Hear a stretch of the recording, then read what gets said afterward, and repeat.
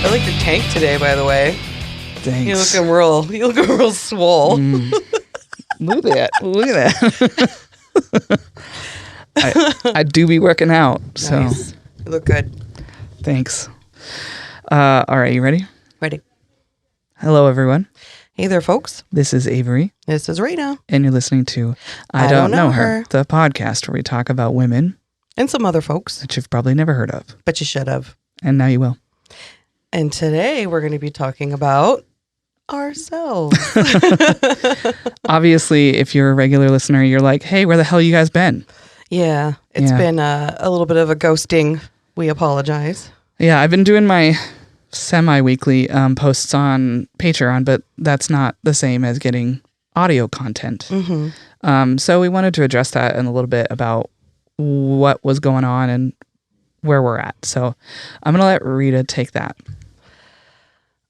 So going to be pretty transparent with some things that have been going on in my life. I'm just going to do a little bit of a trigger warning. There is going to be some talk about sexual assault. There's going to be some mental health stuff. So if it's not for you, go ahead and tune out. Yeah, please take care. So I was at work a few weeks ago, and we have a very large basement where we keep all of our alcohol and our beer, and it's in a locked cage because obviously we want to protect our assets. It's like $20,000 worth of product. Yeah, liquor. My job as a manager is from time to time I have to go down and count it, and it's just our inventory. And so I usually go when we're not open because it's just easier. Because if I try to do it while I'm at work, you're getting called upstairs. Yeah, losing count. Losing count. It's just easier. So I went on a random Sunday when we're closed. And luckily my boss was there because it was his daughter's birthday party. So he was upstairs making food and setting up for the birthday. So I was downstairs. Usually no one's there. Usually I don't worry about it. I'm just down there by myself. And we've been having problems with people breaking into the building. I didn't think about it. I was down there by myself counting, and I got approached by two random men who were just down in the basement. And I was like, can I help you? And they said they were there to pick up something, some shoes or clothes. And I was like, you don't work here. Because like downstairs too, by the cage, there's a locker area where we get dressed, where we change our shoes, take off our aprons, things like that. And I was like, you don't work here. No, you don't. I was like, I'm one of the managers. Well, and one of them said like, oh, Debbie. Yeah, said Debbie Debbie, upstairs. the manager upstairs. Said, And I was like, there is no Debbie. I am the manager. Like, this is not okay. But the thing that was so scary was they kept approaching me physically and within enough room where I could smell them. And that's very fucking close. And they were like, oh, it's okay. It's all right. It's all right. I was like, no, it's not. And so we have a rack of knives on the wall that we use to open boxes when we're putting stock away and like breaking down boxes and things like that. And so I felt threatened enough where I pulled a knife on them and said, get the fuck out, like screamed at them, get the fuck out of here. And they finally, once I did that, were like, fine. Oh God, you're fucking crazy, blah, blah, blah. And so then they left. And so I ran upstairs, told my boss what happened. And he immediately went downstairs. He pulled a knife, and I was like, damn. I was like, we shouldn't mess with kitchen people. Like, they come armed with knives. They come armed. We all have knives. Yeah. Called the police. I had to sit and do a police report. I've had some past trauma of an assault that I had that happened at work, and it was at a restaurant. And so I have mentally not been okay. Yeah. It's been panic attacks before work. I still have to go into the basement by myself. Which I'm very pissed off about, as you know. I just can't, it's part of my job. Like, I have to run down and go grab something. But I am literally carrying my knife on me all the time. I'm checking over my shoulder. I was going up the stairs and opened the door, and one of my girls was just standing there, and I just went like physically jumped. Jumped. And she's like, I'm sorry. I'm like, it's okay. I was like, it's just my body's reacting to this. I am working on trying to get some help at the moment, but I am definitely not okay. I know that. Yeah. Yeah. Yeah. Obviously I've known about this when it happened because you called. Yes. And you know, when I received the phone call, I was in a manic state. Oh, you were almost incapable of like coherent talking. And, you know, that's when you kept saying that phrase, like, I couldn't let it happen again. And I was like, is there something I don't remember? I feel like I would remember this. And that's when you did reveal that previous trauma had happened. And it became very clear to me that you're experiencing severe PTSD and it needs to be handled, right? Like you gotta get help. And the last thing on our to-do list was having you research and come and do a cheery podcast, even though a lot of our episodes are not cheery, but you know what I mean? Like to have to try to do this other work when the real work that you need to do right now is to be safe. Yeah. And it has been, this assault was something that I feel very shameful for because I felt like it was my fault. It was a coworker that I kind of had a crush on. And I thought we could possibly, hook up or something like that, just like how we would feel, as a 21-year-old. And it happening at work, and then he drove me home.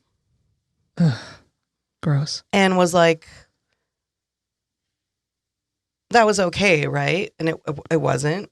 Mm-hmm. And I just played it off as if it was. Yeah.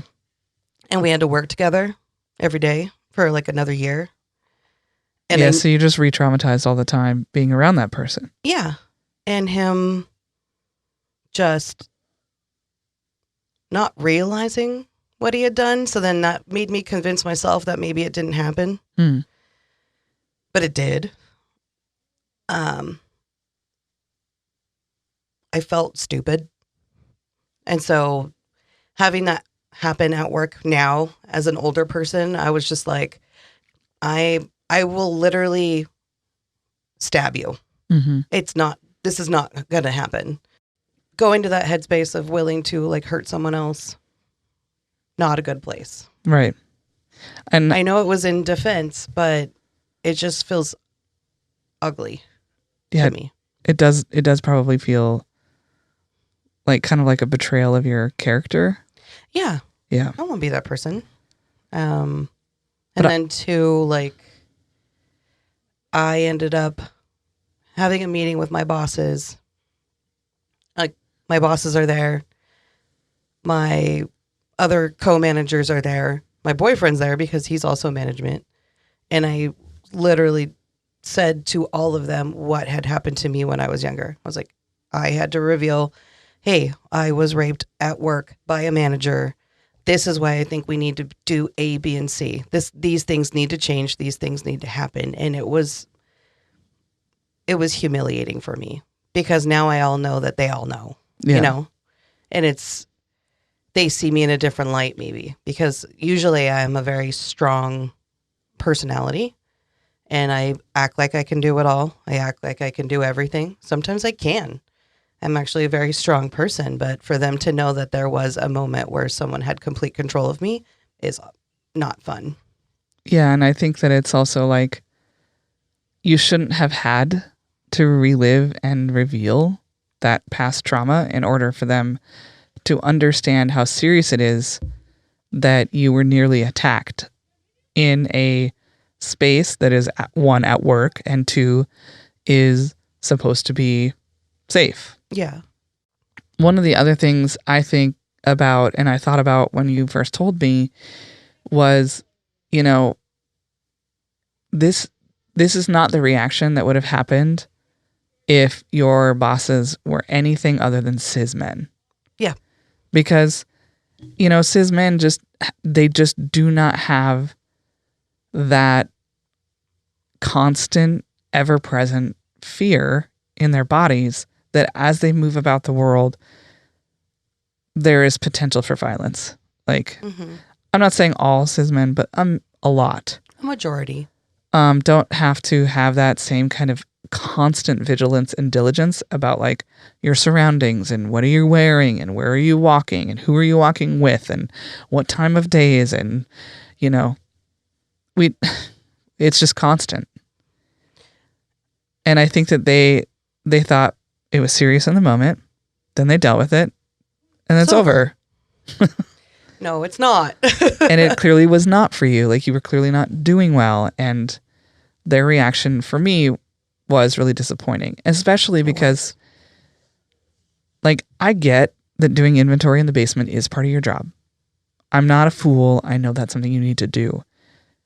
But my gut feeling, and I think the appropriate reaction as a superior, would have been to say, for the next 2 or 3 weeks, maybe a month, that's not part of your job. Mm-hmm. One of us will take care of that and we will get it done. And instead, you're continuing to have to go down there, not just during work, but you're still having to do that inventory by yourself on the weekends. And I'm now taking my boyfriend.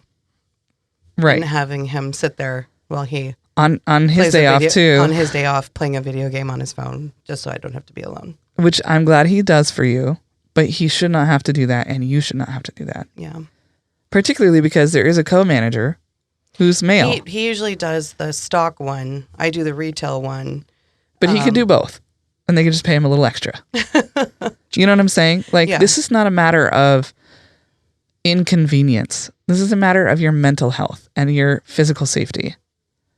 And you need to feel that you can do your job without those being at risk.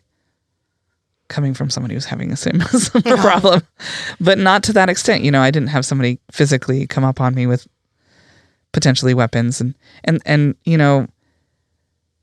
I don't want to gloss over that moment, right? Like, when you were describing it to me, I could feel fear. Like, I would have felt fear in that moment too, with these two strangers who were like clearly not well-adjusted, everyday folks. They were, I think, probably people who do nefarious things. More than likely are the people who are breaking into the building. Because the offices above had been broken into, correct, right? Multiple offices been broken into, laptop stolen. Yeah. And I just, like, they were up to no good for a reason. Yeah. And the fact that they were coming into that space was also really suspicious to me. And didn't you tell me that all of the knives went missing down there, those ones that you used that night? So Shane told me that the knives had gone missing. And so he went down and scoured, and they were just, staff had left them in random places because they like cut down a box and then just left it. So they're accounted for now. Good. Because that really freaked me out. To think that like potentially those men came back to that specific spot. And took them all away. I was like, hell no, you're never going back there again. So I'm glad that that's not the case. Well, to reveal to my coworkers what happened was because I said, I literally said, I'm a crusty ass bitch who's been in the industry for way too long. I will grab a knife. Those other girls, my girls, my staff, they wouldn't know what to do. They're young. They would be like, can I help you? And they would try to be accommodating. Exactly. And I'm like, what manager did you speak with? I'm sorry. Like, maybe that was from a different office. Like, I don't know. They're all super tiny. They're like freaking 110 soaking wet. Really young. I don't feel that they would know how to deal with that situation. And so that's why at the meeting I was like, this is not good. So we need to do now, from now on, we're doing buddy system. It's like, grab somebody, anybody, I don't care. Go down with them. If someone's in the basement, even if they choose, some of the girls are still just choosing to go alone. They're like, I'm fine. I'm like, okay, like, take at least something with you. Like, a lot of us have pocket knives on us because we do have to cut stuff open and break down boxes. And so just kind of an industry thing. Usually people have a knife on them. I was like, well, just if you can, go together. Grab the dishwasher. Have them go down with you. If you're going to take 10 minutes, they can, fuck it. They can lose the dishwasher for 10 minutes. They should also have like a Ring camera down there. That's what I was thinking. I was like, can we put a camera down here? And they only like notify you if someone's on the video, right? If there's movement. Yeah, if there's movement. So if somebody were in there, you would then be notified immediately. Yeah.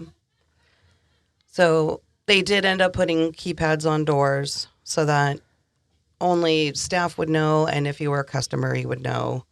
But, you know, that can sometimes be bypassed. But at least they were doing like some safety things. Yeah. It was really clear to me when you called me on the phone and you were so upset that it was not only like an upsetting experience, but like you're having real PTSD. And it is scary to be in that. I don't know if I ever told, I think I've told you about this. I had a situation happen at a bar where it triggered me real bad. Uh-oh. And I didn't anticipate that. And like, I thought I was legit going to need to be like hospitalized in a like mental facility because I was like so unhinged about it. What happened? It was actually like not like if I describe it, it seems not like that big of a deal. But it's like, you know, when you're in that moment and you know the vibes you're getting, you know the way that it feels, that's different than like the fact is this woman sat too close to me and then she kept moving closer to me and then like she actually cornered me in a straight booth and I couldn't get out. And all of my friends were really close by, but they were all talking to each other and it was really loud and they had kind of closed ranks because it was loud. So they were like trying to hear each other. So they kind of like circled up and I'm like pinned to the wall by this woman I don't know who is like advancing on me and like put her hand between my legs. Like, oh my it was God. really upsetting. And, you know, and part of the trauma that ended up for me, part of the PTSD about that was that I had never considered the idea that I could be sexually assaulted by a woman. And it really fucked with me a lot. And because of my own history with sexual assault and sexual abuse, it had always like been perpetrated by cis men. It's like it's almost the world breaks open and there are no safe places. That's exactly what happened. That's why I like legit just lost my shit because I was like, how do I feel safe now? How do I ever feel safe with anybody? Yeah. And you know, and actually, what's really really interesting is that another layer of that situation was that this girl had gone to high school with a friend of mine who's a trans non-binary person. And she kept intentionally misgendering them and calling them by the wrong name, calling them by their dead name. And it was deeply upsetting to me at that time. And this is well before I came out. But it was just another layer of like this person clearly meant to violate things. Yeah. Right? Because I had repeatedly said, no, that's not their name. Oh, their pronouns are they, them. Nope, that's not their name. Well, when I went to high school, it was. Like, that was her response. Care. And I was like, but that's not their name. Like, you can't call them that. Like, please don't call them that. And, like, kept doing it. And so, like, it was very clear to me that person didn't respect boundaries. And that should have been my red flag to, like, get the fuck out of the conversation. But I didn't know what to do because unlike you in that situation where you grabbed a knife and you were like, I'm ready to go.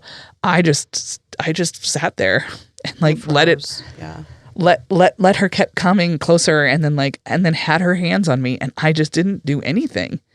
And I can't even remember what ended up happening. I think the people that she was with were like, come on, let's go. And she like got up and left. And then I grabbed Abby and I was like, we need to go right now. And she was like, are you okay? I was like, no, I'm not okay. And we got outside and she was like, do you want to go home? And I was like, no, I don't want to go home, because I just didn't know what to do. I was like, I want to go where there's more people, like where I'm not alone. Mm-hmm. And we had other friends with us, and I legitimately freaked out. Like, had a panic attack, probably. Yep. And I was like screaming and crying, and like Abby had to take me home, and I just really did not handle it well. And that's what your phone call to me reminded me of, was that. And I did get myself into therapy right after that. Yeah. Unfortunately, that therapist didn't work out for me, but I needed to do something, because I even said to her that night, I think you might need to take me somewhere. Yeah. Because I was just over the top. I couldn't handle it. And so I cannot stress enough how important it is to get help. And I know you're trying. I don't know where that's at. But we're on a wait list right now. It's so hard to describe. Like, when my boss was I ran up the stairs, still a knife in my hand, like a crazy person. Yeah. Went out the door, and I had my keys on me, and I'm trying to open the door to the restaurant because I locked it behind me to make sure that nobody went in there. And I was literally just like tremoring so bad I couldn't get the key in the fucking door. And I was like, okay, I'm just going to go out. There's a mezzanine that goes out to the street. So I'm out on the street with a knife in my hand because I knew the front door was open because they were having that party. Yeah. So I go into the restaurant, and I'm like looking for Taylor first because he was there, but he ended up going home. He was going to come back. And the really fucked up thing is I remember I was like, I'm going to call the police like right freaking now. And I realized I left my phone upstairs. Yeah. I mean, I remember when you told me the story, you went to reach for your phone. And it wasn't there. It wasn't there. And that's just like... I was like... Fuck. Bone chilling. Yes. I was like, what? And then I was like, what are you doing? Stupid. So I got my boss. And so when the police came, I was like sitting at a table, and I literally was like, I couldn't like hold still. I was like doing this. I was like rocking back and forth. Yeah. And I was like, what is wrong with me? Like, my brain's telling me like, stop it. Like, you're not dead. You're fine. Yeah, you're fine. Physically, I was not. And you're not fine. No. And when I did sit down and have a one-on-one with my boss, he goes, you always seem like an immovable force, is what he said. He goes, you're Rita. Like, I thought you were okay. He goes, but then I was like thinking back, and he's like, and I remember how bad you were shaking. And I thought, oh man, she was really scared. And so that's what the action was leading to on their side. And I'm glad that he took it serious enough that you were able to get the cops there and you had a police report. Like, there's some kind of evidence. Because I said, you want that. Mm-hmm. Like, if that person does come back, or if there's another situation that arises somewhere else. Because you said that basement is kind of a shared basement across. That basement is a maze. It runs about 3 city blocks. Yeah, see, that's insane. They're all connected. Yes. And it's underneath like all of the buildings. Mm-hmm. And that's terrifying, right? Because there are other entrances. Yeah, there's other places to get in, but there are other people, right? There are other vulnerable people who could potentially become victims of a crime. Yeah. And that's another reason that I'm glad that you were able to be so forceful with these people, but also to have a police report there. Yeah. So that if there is another situation in that basement somewhere else, they can look back and be like, oh, didn't we have a similar situation? I'm not a fan of cops, but the police officer I did talk to was really nice. He was really gentle. And he like, okay, I'm glad you're okay. And he turned around and then he turned back and he looked at me and he goes, they didn't touch you, did they? Are you sure? I said, yeah. He's like, okay, are you okay? I said, I'm scared. And he's like, okay, I'm sorry. I was like, thank you. Yeah. Yeah, he was really nice about it. So this is all to, obviously we wanted to be honest with our listening audience, but this is all to say that like, this is not our most priority, like our top priority at the moment is not this, and is not like continuing to try to put in this work when it's very important to me that you do the work to get better. I appreciate that. And you've also had a lot on your plate, mentally and emotionally and physically. Yeah, there's been some stuff going on, but and I think did I talk about the threat on here? I can't remember. I don't think you did. Yeah. I talked about it on Instagram, so I thought, oh, that covered it. But if you didn't already know through our social media, on March 31st, that's the Trans Day of Visibility, the GSA, my kids, we had decided to do a very muted celebration because we could kind of tell, the vibes were in the air. It was like a week or whatever after that trans man had done that school shooting at that Christian school, I think in Tennessee. And so there was just, and in general, the anti-trans rhetoric right now is just everywhere, and it's constant and it's terrible. It's demoralizing and dehumanizing. And so we decided to do very little this year. All we were going to do was hand out free trans flags, heart stickers for 15 minutes in the morning. And that was it. And on Thursday night, the night before, a whole bunch of students were in a group chat on Snapchat about killing us. And they went into in-depth details about what they'd like to do to us. And they had pictures of themselves holding guns, and they described what they would do with the guns. And of course that alerted people. And one of the students, a brave student, turned it in to the admin and said, like, I think this is not great. Yeah. And it meant that our school was shut down. In fact, our entire district was shut down. Mm-hmm. And we lost that day of school, and it was terrible and scary. Yeah. And terrifying. And in a similar situation where it was not handled well by the people in charge, they just literally didn't offer anything for any of our LGBTQ plus kids at all. So we were just left out there on our own to figure out how to survive. Mm-hmm. And students showed up, when we came back from spring break. Thank God we had spring break. Yeah, to at least step away from the space. Yeah. Yeah. We weren't expected to be right there the next week. 2 of my trans students had dropped out during that week and went to online classes or other schools to not be in our building. And there were a couple others too. I think by the time the week was over, there were probably 6 or 7 students who ended up dropping out of our high school. Just leaving. Which I would, if I were a parent, you fucking believe I would take my kid out. Oh, yeah. Hell no. And, they had emergency expelled a series of students that had been involved in the chat, and they were doing an investigation to figure out, like, how involved were they? Should we reinstate them? And I believe all of the students came back except for the 3 who were arrested, which was all public. Mm-hmm.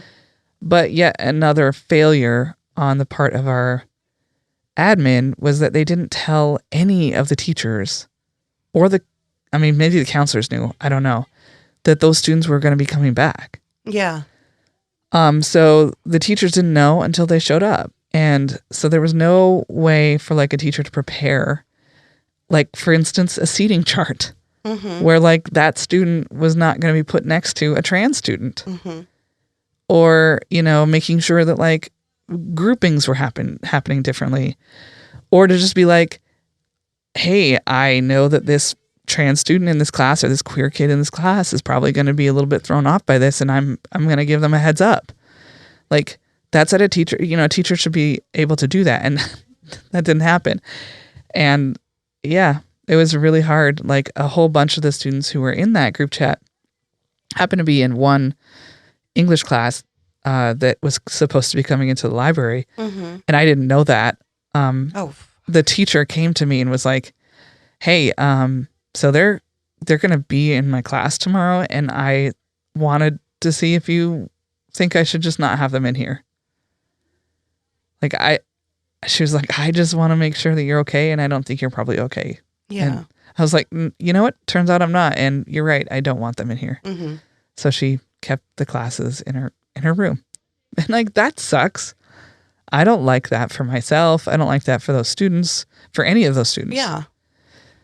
But like, what am I going to do? I was feeling physically unsafe in my workplace, right?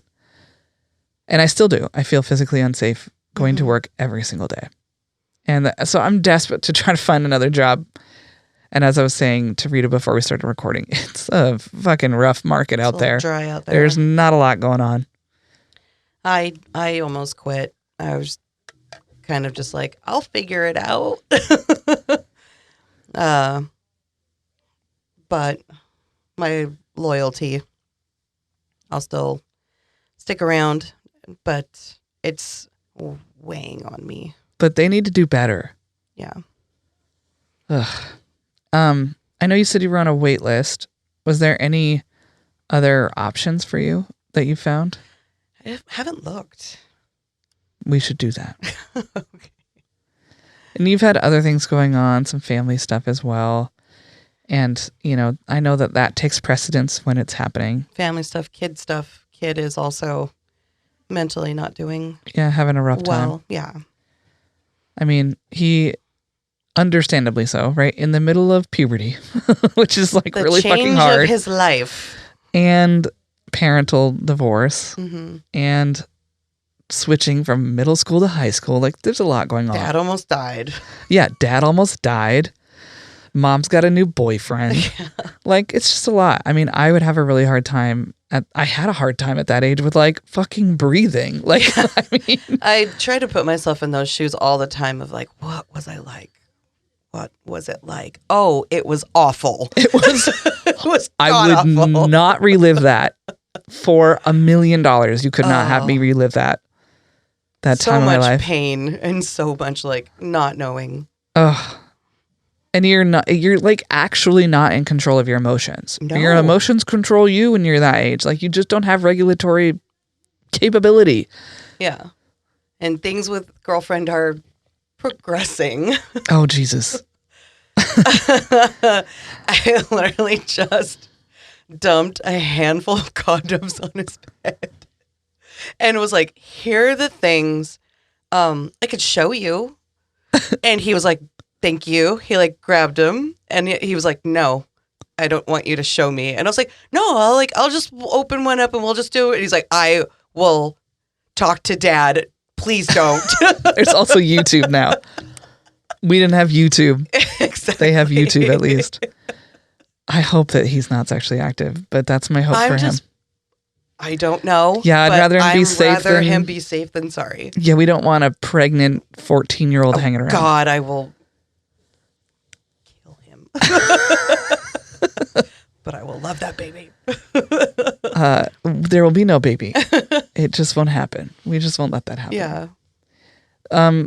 I don't want to drag this on for too long, but I do want to ask our listeners that, you know, this is a hard time for, I think, a lot of people, and you're hearing us talk about our traumas that we're going through at the moment. And I'm finding that there's also like what's happening to us internally, the interpersonal stuff is also, for me, very connected to what's happening on a wider Yeah. scope, right? Where we're seeing these really draconian, archaic laws restricting abortion, which is a direct commentary on how people feel about women, women's sexuality. And then also we're seeing at the same time this direct, constant fucking barrage of attacks on trans people and trans healthcare and trans existence. Like, you know, the fact that in Florida, if Esai came to you and said, you know, I think I'm non-binary, I'd like to be on T blockers. And you said, okay, I support you, my child. You could be arrested for that. I go to jail. That's fucked up. For supporting my child. And you know what I find most galling about it, and this is just constant with Republicans, they're just so fucking two-faced. I can't even stand it. You tell me all the time that you're the party of small government. You want there to be less government. And you're constantly enacting shit that has overreach into people's personal medical choices that is absolutely a violation of our freedoms.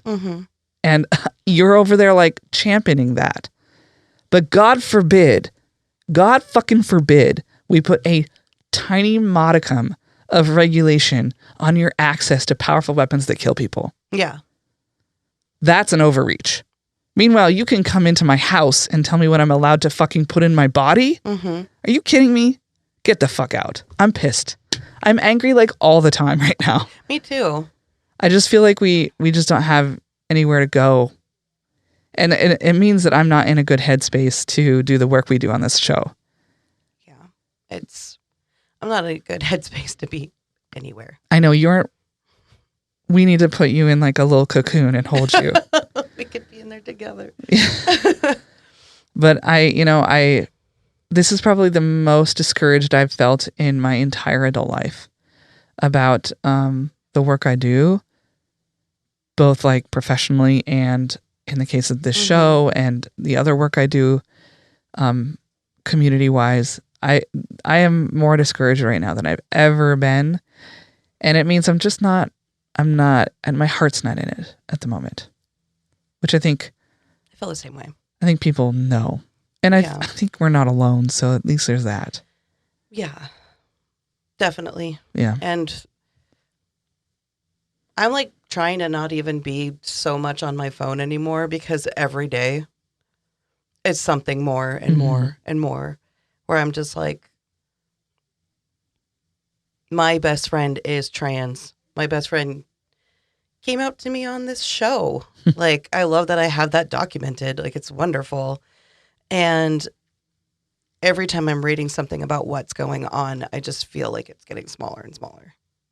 And also, like you said, the possession of women's bodies and women's choices of what they can do with it.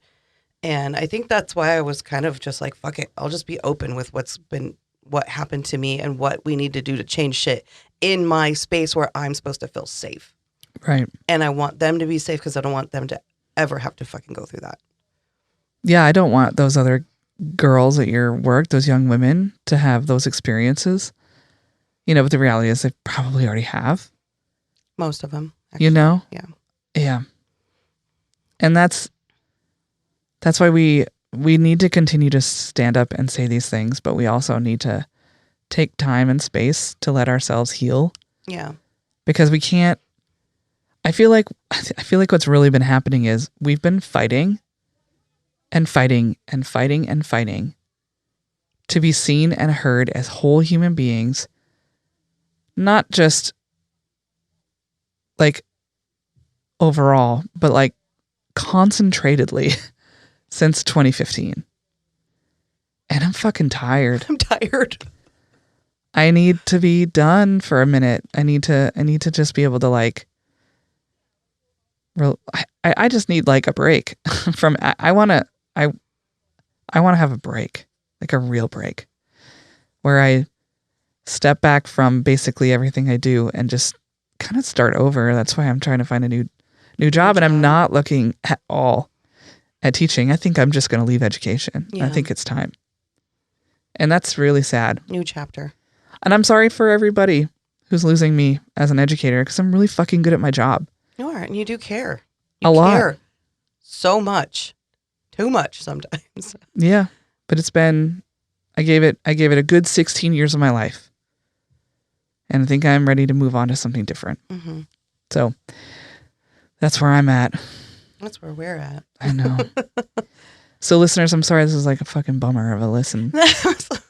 We're being honest. Yeah. And maybe you're nodding along and you're like, yep. Same, kids. Feels it. Same Z's. And so I hope that you're able to get something out of this. I hope you were able to get something out of our show. We're not going to say that this is the end, but it's the end for the foreseeable future. Rita wants to do at least one more episode where we both tell a story. And I think that would be a nice closing chapter, but that's not going to happen right now. Right now. I cannot stress enough how important it is to me that you get help and get better. And I don't even want this to be on the radar until there's been some movement in that area. And I'm sure you all agree as your listeners. You're all like, progressive and understanding, and when we've appreciated your support over the years. All right. So we're going to, for one of the last times, we're going to say thank you to Lucas McIntyre for editing our show. Thank you, Lucas. And thank you to Jennifer Finch. For a fucking awesome theme song. For L7, one of the coolest bands. If you haven't ever seen them or haven't listened to their music besides our theme music, you should do it. You should do it. All right. So it's adieu for now. Goodbye.